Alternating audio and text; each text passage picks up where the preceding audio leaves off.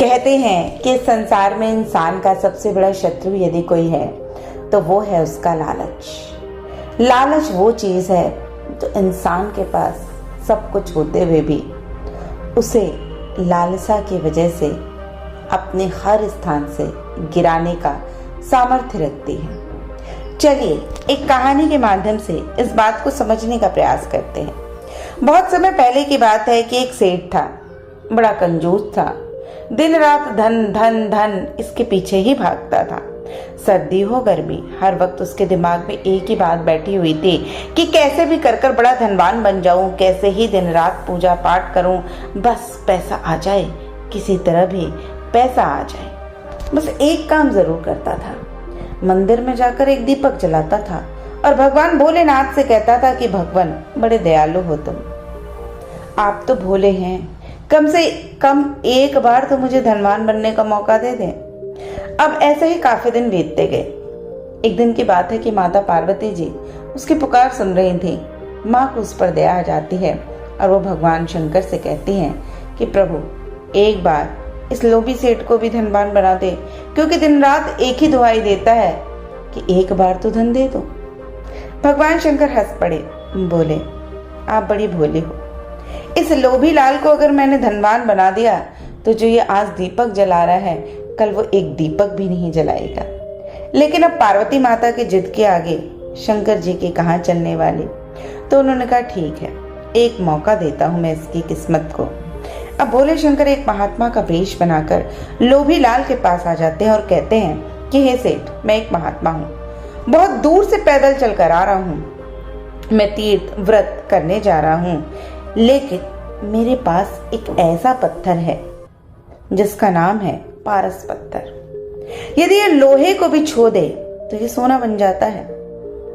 इसको आप जमा कर लो और मैं चाहे मैं निवार वापस आऊंगा तो आप मुझे लौटा देना, और फिर आप इस पारस पत्थर से न जाने कितना ही सोना बनाकर धनवान बन जाओगे। अब वो सेठ बड़ा प्रसन्न हुआ, बोलता है ठीक है, 6 महीने बाद मैं आपको ये पत्थर लौटा दूंगा। महात्मा बोले नहीं सेठ, मेरी बस एक शर्त है। तब सेठ ने पूछा कि कैसी शर्त? महात्मा ने कहा पहली शर्त है कि आप अपने बही खाते में आज की तारीख लिखो और उसके बाद आने वाले 6 महीने की तारीख लिखो। जिस तारीख को मैं आऊंगा उस दिन पारस पत्थर मुझे देना होगा, उस वक्त तुम्हारा कोई बहाना नहीं चलेगा। 6 महीने के बाद मैं तुम्हें 1 मिनट क्या 1 सेकंड का समय भी नहीं दूंगा। सेठ ने कहा ठीक है, आप यकीन रखिए, मैं आपको आते ही वो पारस पत्थर दे दूंगा। अब इतनी बात कहकर महात्मा जी चले गए। उधर लोभी लाल बड़ा खुश हुआ, मन ही मन सोचने लगा अब मुझे धनवान बनने से कोई नहीं रोक सकता, मैं पूरे नगर का लोहा खरीद कर उसे सोना बना दूंगा। अब दूसरे दिन वो लोभी लाल सेठ जी बाजार गए, लोहे का मोल भाव करने लगे।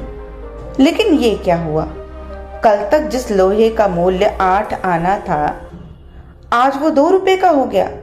अब लोभी लाल दूसरी दुकान पे गया, वहां दुकानदार ने उसे 2.5 रुपए का बताया।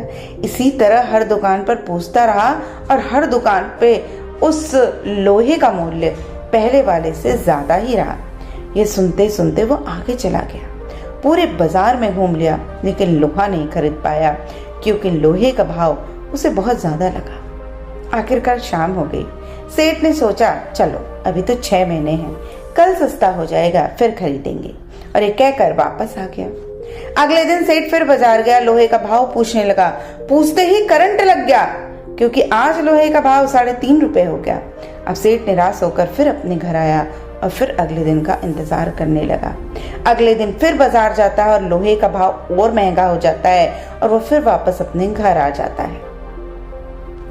अब इस तरह करते करते लोहे का भाव दिन दिन बढ़ता गया और इसी उम्मीद में कि लोहा सस्ता हो जाएगा, ऐसे करते करते न जाने कब 6 महीने गुजर गए और महात्मा जी दुकान के सामने आ धमक गए। महात्मा को देखकर सेठ सन्न हो गया, कहता है महाराज आप दुकान में बैठे, मैं अभी बाजार जाकर आता हूँ। महात्मा ने कहा नहीं, मैंने कहा था कि मेरे आने के बाद 1 मिनट भी नहीं दूंगा, ला मेरा पारस पत्थर दे। अब सेठ इधर उधर ताकने लगा। उसकी पूरी दुकान में भी कोई लोहे का सामान नहीं था, क्योंकि उसने जो तराजू की दांडी थी वो लकड़ी की बना रखी थी। उसने पर्दा भी चमड़े का बनाया था, और जो बाट था वो किसी का उधार ले रखा था, और वो बाट वो सोने का नहीं बना सकता था, वरना वो सोना दूसरे का हो जाता। आखिरकार दुखी होकर सेठ ने पारस पत्थर महात्मा को दे दिया, और तभी महात्मा वहां से चले जाते हैं और वो सेठ अपना सिर पकड़कर रोने लगता है।